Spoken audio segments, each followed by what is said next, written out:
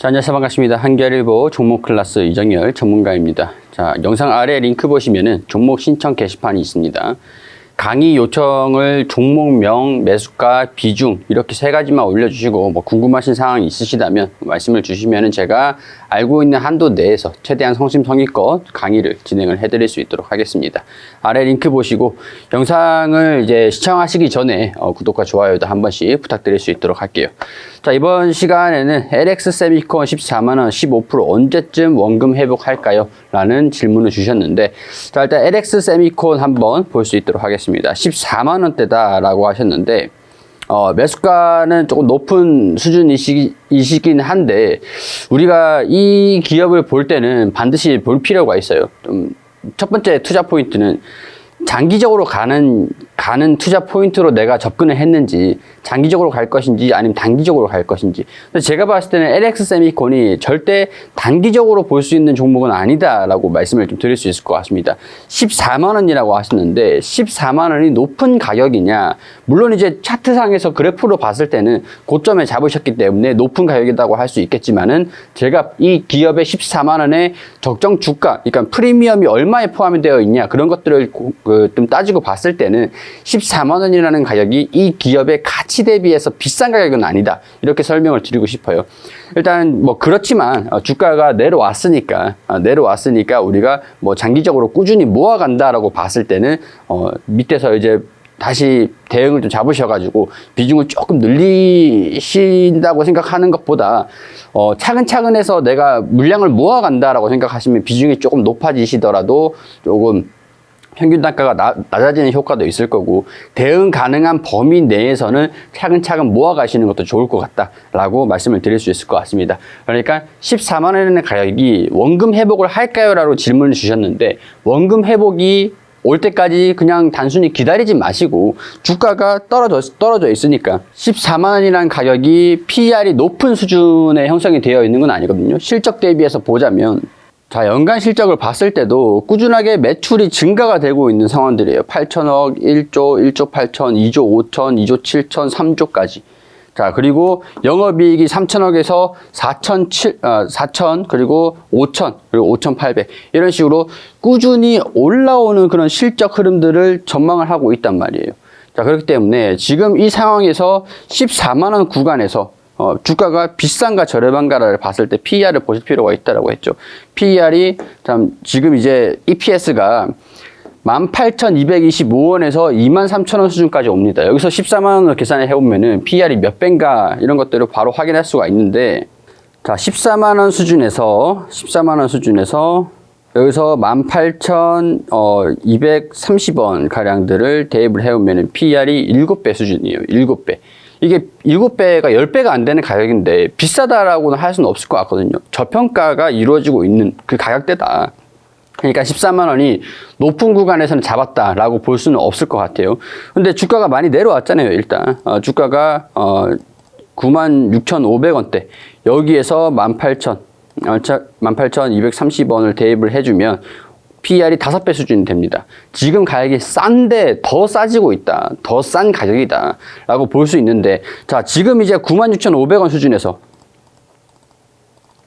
이번 연도 추정치 23,000원이라고 합니다. 23,000원 라고 했을 때 PER 4배 정도, 4배 정도, 18,000원에서 23,000원까지 더, 그러니까 실적이 발표가 될 때마다 호실적을 발표를 해주면 계속 더 저렴해져 있는 프리미엄이 형성을 하고 있다.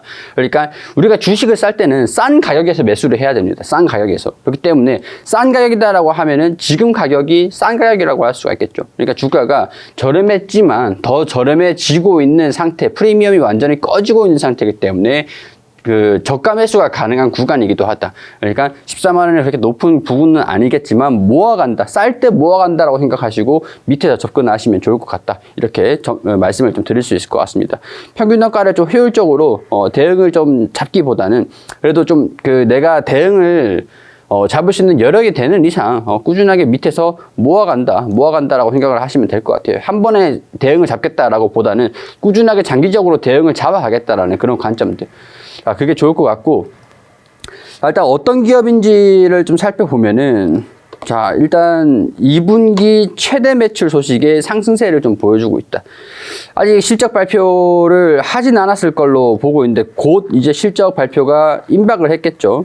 실적 발표, 2분기 실적 발표를 하진 않았는데 2분기 최대 매출이 나와줄 것이다라는 호실적 기대감들은 있는 상황들입니다.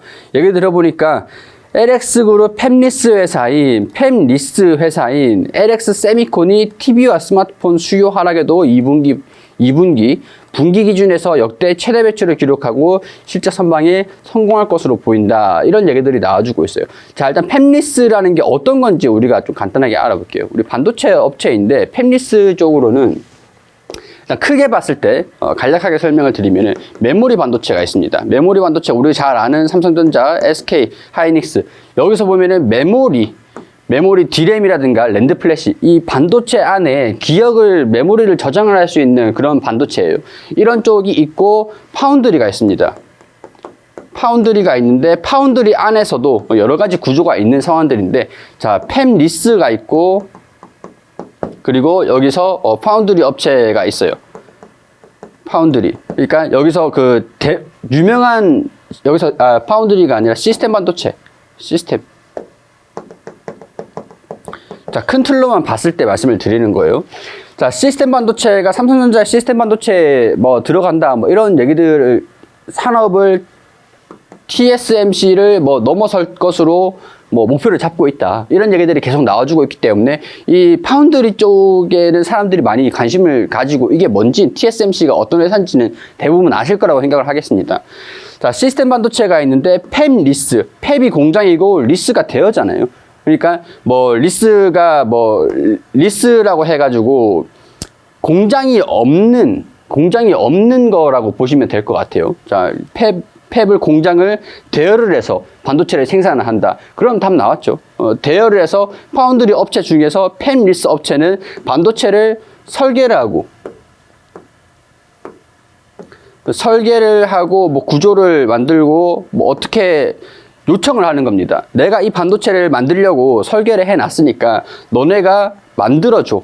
그러면은 만들고 나서 여기서 생산을 할 거 아닙니까? 생산. 그걸 이제 TSMC가 해주는 거예요. 대만의 세계 1위 기업이 시스템 반도체 파운드리 1위 기업이 TSMC라고 하는데 사실 TSMC는 그렇게 매출이 잘 나오진 않습니다. 대만의 미디어텍이라고 있어요. 미디어텍이라는 그룹이 있는데 얘네들이 제품을 만들어서 매출을 반영을 해서 올려버리고 얘네도 매출 반영을 해서 올려버리고 하면은 매출 집계가 중복이 된단 말이죠. 중복이 돼요. 그럼 TSMC가 생산을 하는 게 위탁받아서 생산을 한 거기 때문에 미디어텍으로 매출 집계가 됩니다. 중복되지 않기 위해서. 같은 대만 기업이에요. 대만 기업. 그리고 마찬가지로 파운드리 쪽에서 팹리스 공장 위탁을 해서 생산을 한 거를 매출 반영이 팹리스로 된다라는 거예요. 팹리스. 그렇기 때문에 파운드리 LX 세미콘 같은 경우에서도 팹리스 위탁 생산을 해가지고 생산하고 판매된 거는 여기서 팹리스 업체로 매출 인식이 됩니다. 그렇기 때문에 매출 인식이 그만큼 공장을 가동을 하고 운영을 하고 공장이 필요 없는 상태에서 영업이익률이 상대적으로 높다라는 거예요. 인건비랑 그런 걸 반영을 할 필요 없이 위탁 생산을 주문하고 생산을 한 것들을 영업 실적들을 실적으로 재무에 반영을 시킬 수 있다 보니까 영업이익률이 상대적으로 좀 높은 편이다.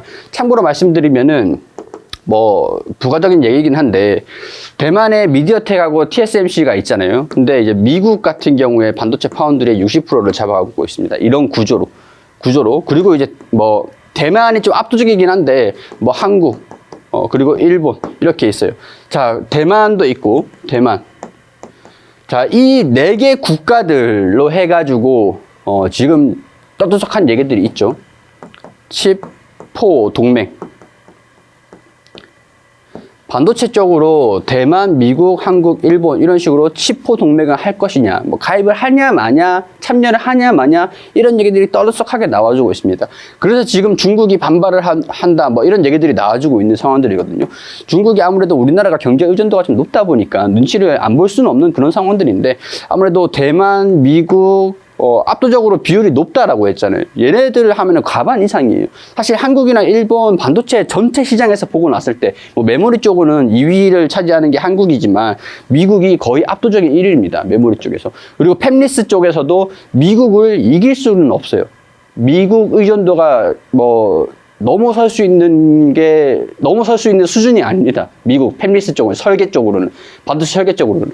미국이 높은 이유가 반도체 생산을 하는 거는 대만이나 한국이 거의 대부분 하고 있어요. 근데 미국이 팹리스 쪽으로 설계를 하고 위탁 생산을 하는 걸, 그런 것 때문에 점유율이 상당히 높고 매출에 대한 인식이 강하게 되고 있기 때문에 돈을 많이 벌어간다. 이런 구조라고 보시면 될 것 같아요. 자, 여기에서 칩포 동맥에 우리가 가입을 한다. 자, LX 세미콘이 팹리스 회사라고 했습니다. 이제 팹리스가 어떤 건지 아시겠죠? 팹리스 회사라고 했는데 국내 1위예요. 1위. 그리고 미국 쪽으로도 적극적인 M&A를 추진하고 있는 그런 기업입니다. 자, 미국 쪽으로도 전장 산업도 그렇고 팹리스 업체로서의 그런 입지를 좀 다지기 위한 그런 노력을 하고 있는 기업이라고 할 수 있거든요. 국내 팹리스 1위 기업이다라고 하시면 될 것 같아요. 그리고 LG 계열입니다. 자, 이렇게 됐을 때 칩포 동맥에 우리가 들어간다라고 하면은 LX 세미콘 입장에서는 호재예요, 호재. 같이 동맹을 하고 같이 중국을 뭐 견제하니 마니 뭐 이런 걸 떠나가지고 같이 산업을 영위를 하기 위해서 동맹을 하고 기술 공유를 하고 이런 쪽으로 할 수 있기 때문에 팹리스 업체 중에서 국내 수혜를 가장 누가 많이 받을 것인가? 팹리스 업체들 이 산업 중에서는 LX 세미콘이라고 할 수가 있겠죠.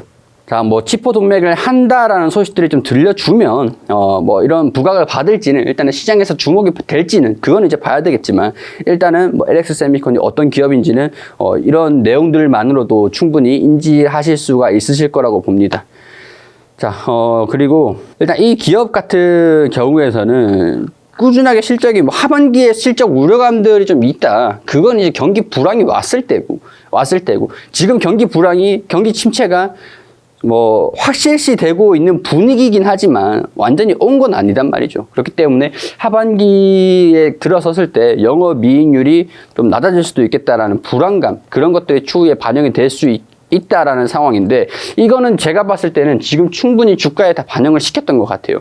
그러니까 쌌던 상황이었는데, 저렴한 상황이었는데 더 저렴해지고 있는 상황들이고, 이런 기업들은 장기적으로 모아가야 되는 기업이다. 장기적으로 꾸준히 모아가서 내가 평균 단가가 좀 낮춰가면서 꾸준히 내 원금까지 올 때까지, 그러니까 원금까지 올까요? 라고 질문을 주셨는데, 원금이 올 때까지 모아가는 기업이라고 할 수 있을 것 같아요. 그래서 단기적으로 접근을 할 것인가, 장기적인 관점에서 가치 투자로 접근을 할 것인가, 거기에 대한 투자의 관점, 투자 전략 차이는 조금 있을 수는 있겠지만은, 저는 이런 기업 같은 경우에는 꾸준히 장기적으로 보자, 이런 의견들을 개인적인 생각들을 말씀을 드릴 수 있을 것 같습니다.